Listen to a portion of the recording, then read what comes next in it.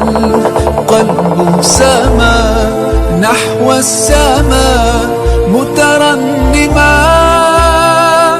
لا تنقضي، أنت للروح دواء. رمضان رمضان. أعوذ بالله من الشيطان الرجيم. بسم الله الرحمن الرحيم. الحمد لله رب العالمين الرحمن الرحيم مالك يوم الدين. إياك نعبد وإياك نستعين. اهدنا الصراط المستقيم صراط الذين أنعمت عليهم غير المغضوب عليهم ولا الضالين. اللهم صل على سيدنا محمد الفاتح لما أغلق والخاتم لما سبق ناصر الحق بالحق والهادي إلى صراط المستقيم وعلى آله حق قدره ومقداره العظيم. سبحان ربك رب العزة عما يصفون والسلام على المرسلين والحمد لله رب العالمين. وبعد جماعة الإسلام أمة خير الأنام، السلام عليكم ورحمة الله تعالى وبركاته. وعليكم السلام ورحمة الله تعالى وبركاته.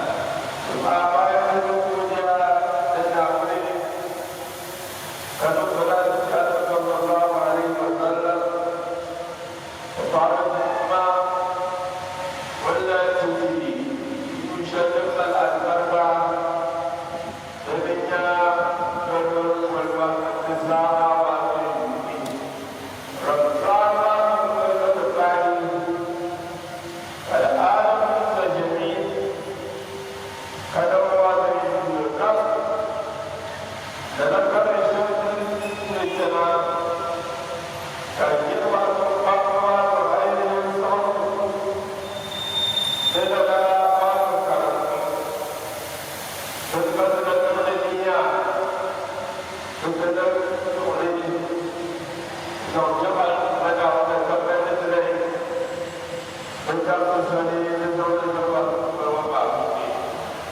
تعود الكبر الدماغي يبقى مولو على كونه يجري تبتدي الشركة لو رأيته يتمنى واتبع بعدين دنيا ليه رأيته يبقى مصر تتجمع شكرا ربنا نمنا قلت هذا دارنا مرحوم أجر الدنيا شيخ بما التي يبع فالمكتبة الرسولية ما وقتها فاليوم دعنا الشيخ موسى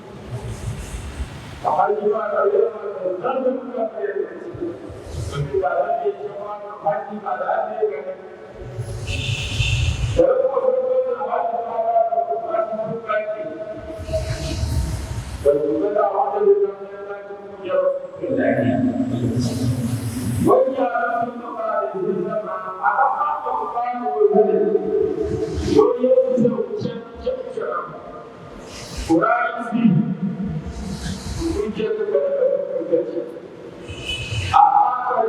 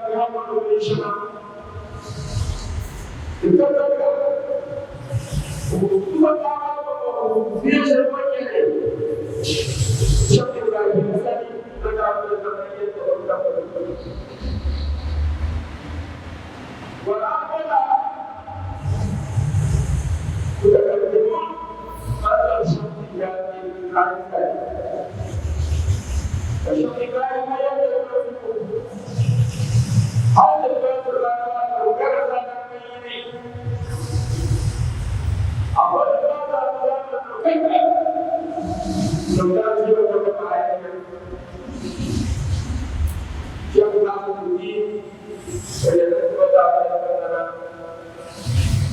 What also God has done here? The chapter the book has been period. That's our problem. We got to go for any deed. Jadi kita ini beberapa asal tak ini. Karena aku dah melakukan sesuatu benar. Kemudian apa ini cara berurusan di mana? Tapi menjawab Tuhan sebab buat ini.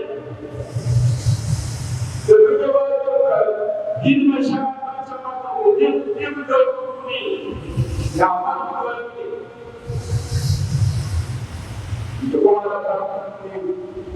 Sekarang zaman ini berlaku ada. Berlaku ada. Jadi begini ada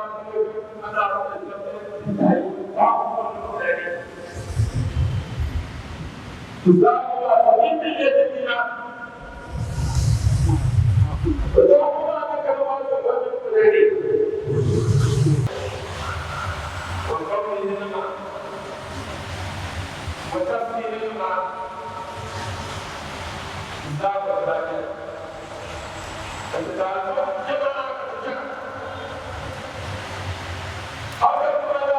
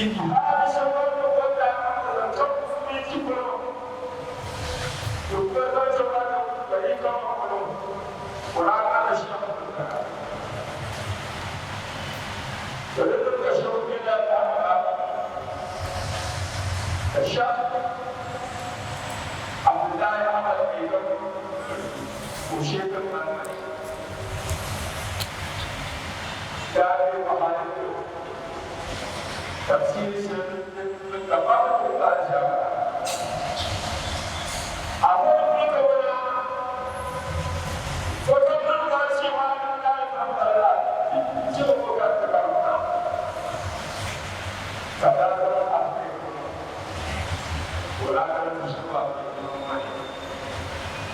يتبعها تبعها وكرباء كرم أحد تبعها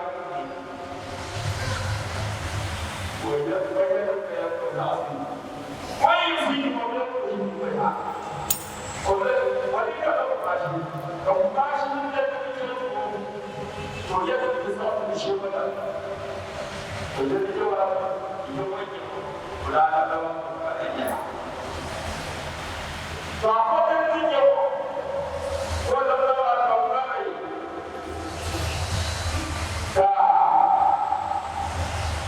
إذا لم كراية يجب كنت تقول لك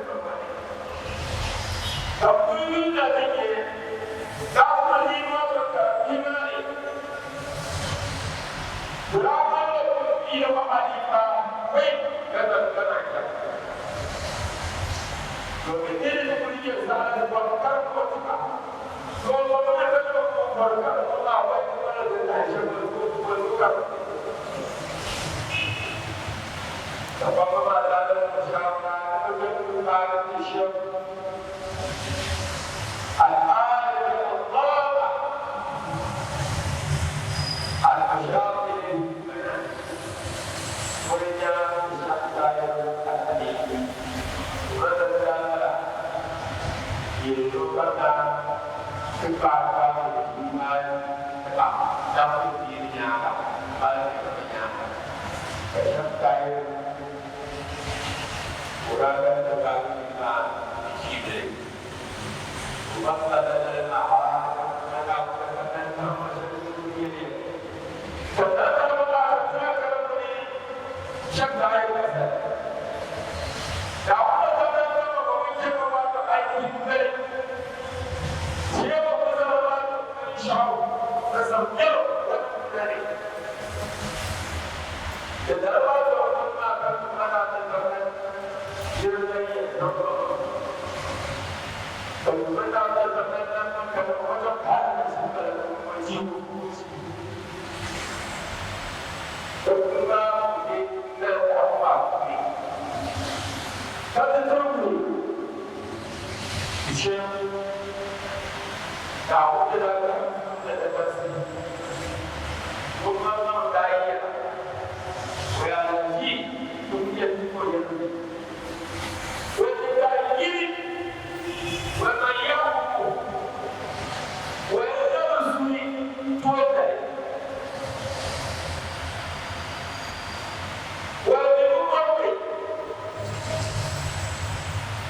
على جاء وين ما كان فما كان يقال لا تقسم كنا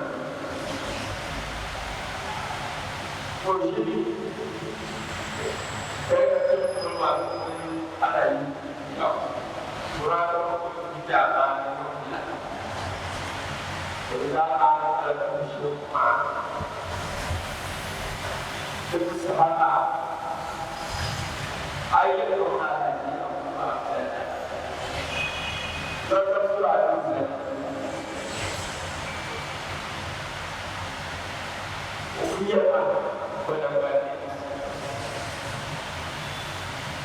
وأجاء ولذلك تعرف إسراء ذلك على دين أبو إسراء فكنتم تجدون هداية فبجمع الكلام لا تعطيه وكل يوم كل يوم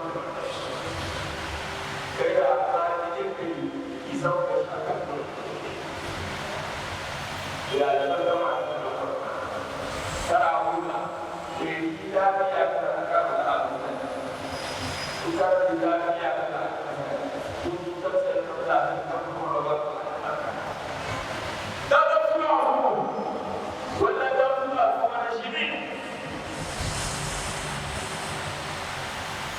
Kau sama ada betul dia kau nak. Ada jauh. Ada jauh. Ada apa awal. Walau yang dulu menolak. Sendiri tak. Yang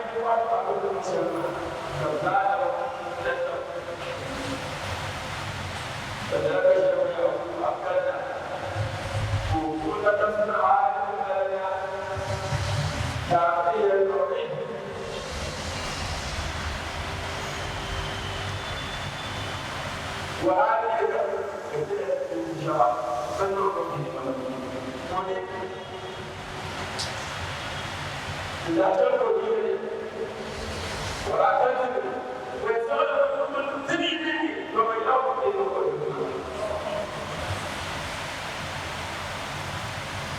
فجاءوا معي وجدهم كما عليهم وما يأخذ كما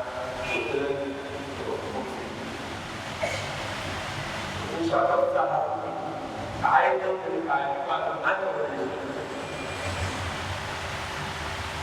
وشغل البلاغي تسعى إذا ما جرى الشفيع أبوه إسحاق أبدا نوكا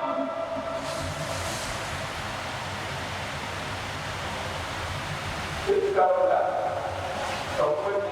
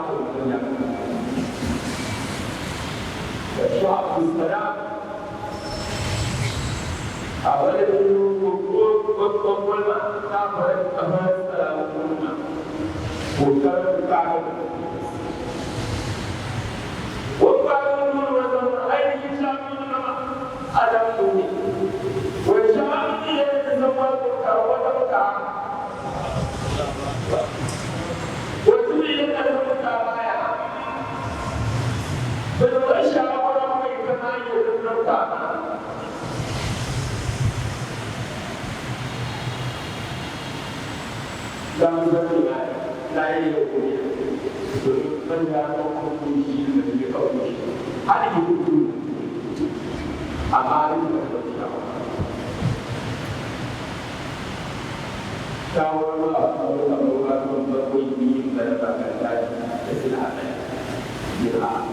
يقولون كمثلنا هل يقول لي تقول لي على فم تقول لي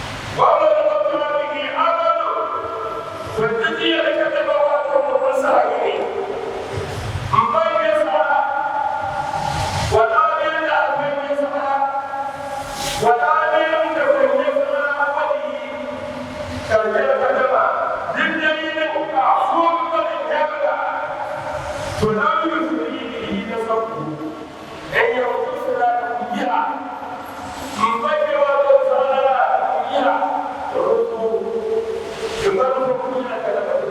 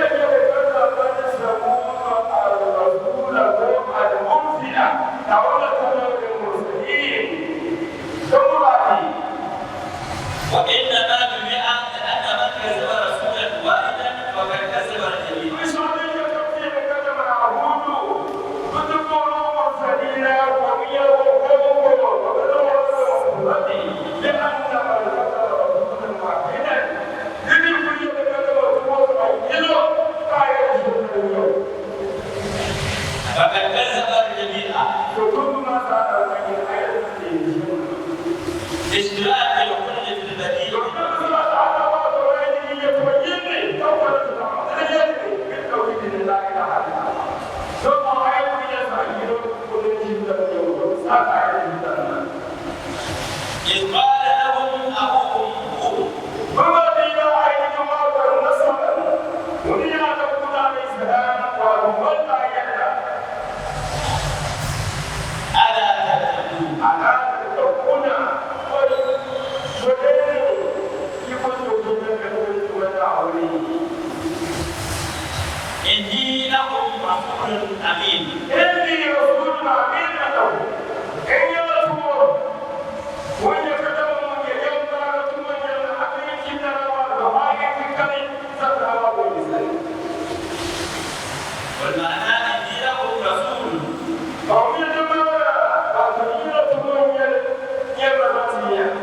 أبلغكم ما أرسلت به إليكم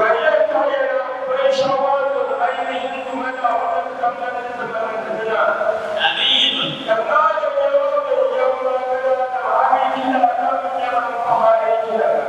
لا أزيد ولا أنقص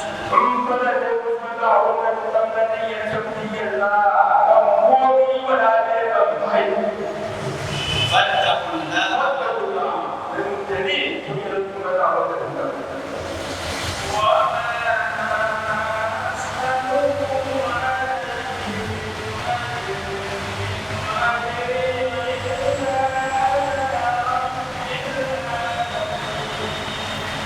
وما أسألكم عليه من أجر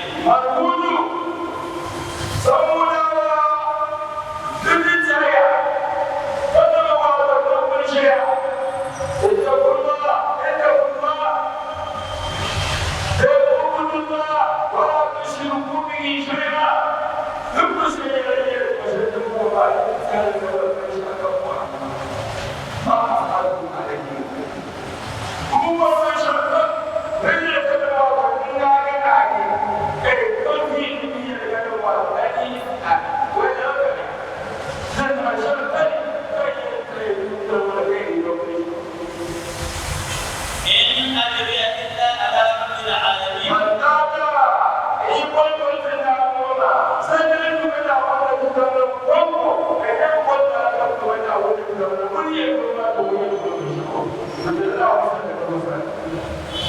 لأنه المرسل لي الغني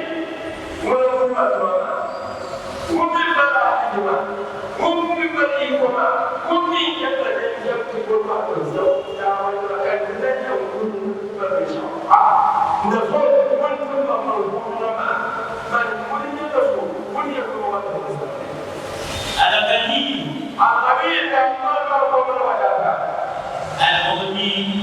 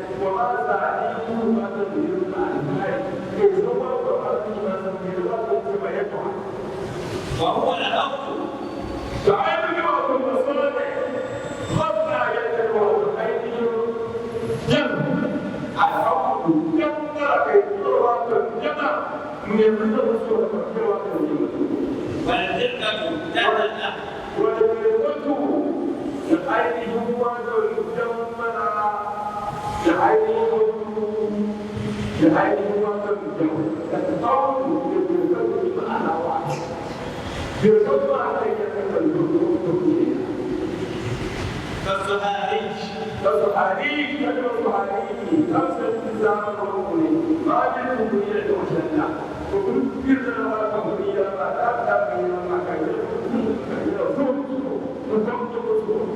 وماذا النبي كرجل الإسلام وكل جمع سويها وماذا أيضا تبقى كذا نوصل من أول سنة كل راجل هذا تقوم يتصلب وتقول من أول سنة تنزل ولا تتمنى يلقى هذا كيلو لعلكم تخرجون فيها فتجي أبو كلو ودي بتشربنا أعطيه لا كي تجعل أبو وتقبل هذا الجوابوني كي نذكر كذا كذا ويجيها الجمهور بيجي وما تنتمي لا تموتون وإذا بطشتم تتبدل من وتتبدل عن تقول وعلى كل ذكر فيها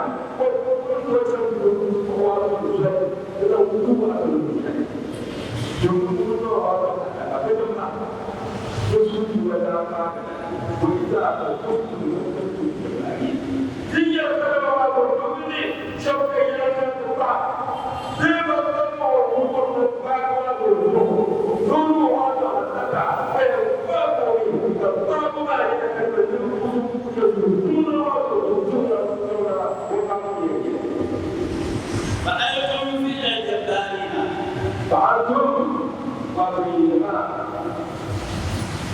في الجبارين من الدرج للسياسة من الضرب القربة الزيادة كأيهم ورسولة والقتل للسيف تقربة فاتقوا الله في ذلك يوم يوم يوم يتمسنا الله أساها قولوا من يقول الإنسان الله قد يراد الإيمان فمن يقول على فارغ السبيل تعبني فمن يقول وصلنا الله على الدنيا وأطيعوني فيما أمرتكم به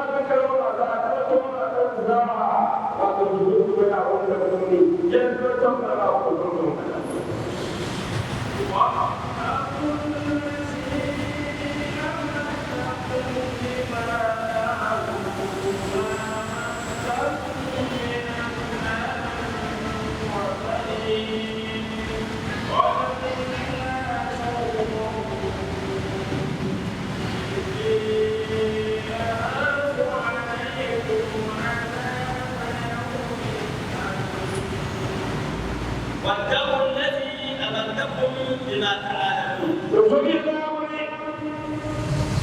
الذي أملككم نزول سوريا نزول يتيما سوريا بما تعلمون نبيش كل عوام يتونا أمدكم بأنعام نراه الدنيا والنعمة سوريا بالأنعام والنعمة وجنات وزينة بالموت فلا زينة والخضر وعيون فلا زينة والبنات إني أخاف عليكم عذاب يوم ونقول بكاد يتوسط الزاهة نمشي نطبق الدنيا لا أعلم الذي شكوا يا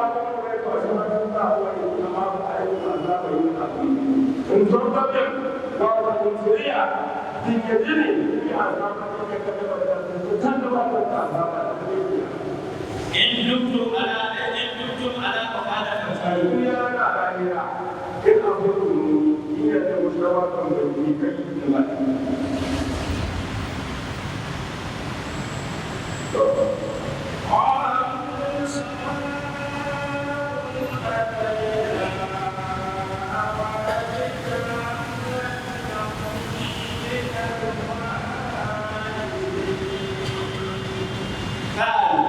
قالوا ثم يقولوا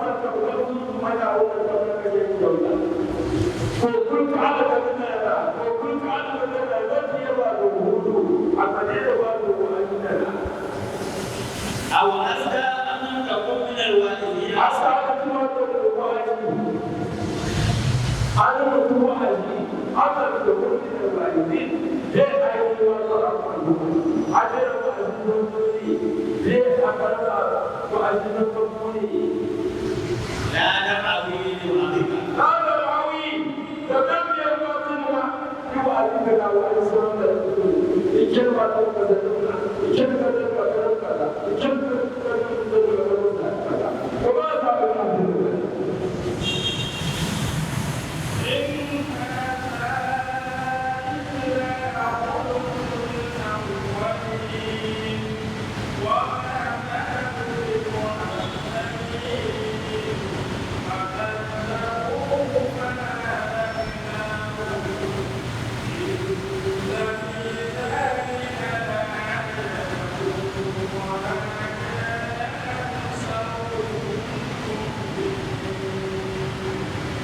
إن هذا إلا خلق الأولين. إن هذا أي وتقول أقوال في وشهادة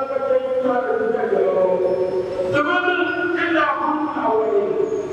مثل كل جواب ذاك فهلكت وبنيه. من أقول في وشهادة الانزلاق وكذبون. وإذا كنت يمشيشا يبلغ قلب في وشاء إن يكون ويتلو من يكشرين. وفي قراءة بدون الخاء واللام. قراءة المية كلها بدون الخاء كله للأولين كله للأولين. أي ما هذا الذي نحن عليه من أن لا بأس إلا خلق الأولين.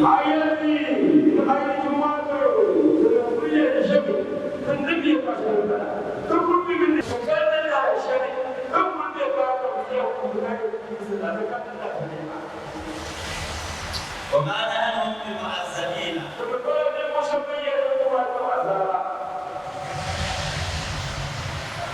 وكذبوه بالعذاب فأهلكناهم في الدنيا لغيرهم. أي الدنيا وقوي كم ولا تتنى نفسه حتى ولو كان أي مرة سمودا والتعيين نبر الله يعني وعلى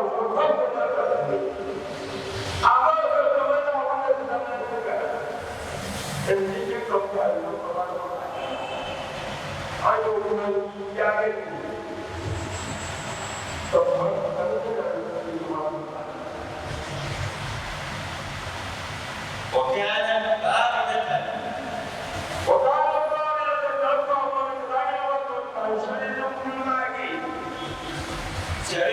شديدة الصوت لا ماء فيها وسلطت عليهم 7 ليال و8 أيام.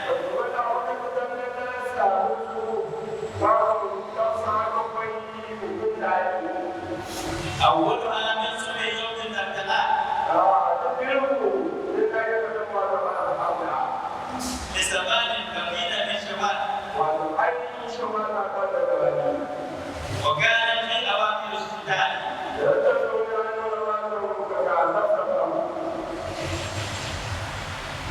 إن في ذلك لآية وما كان أكثرهم مؤمنين وإن ربك لهو العزيز الحكيم.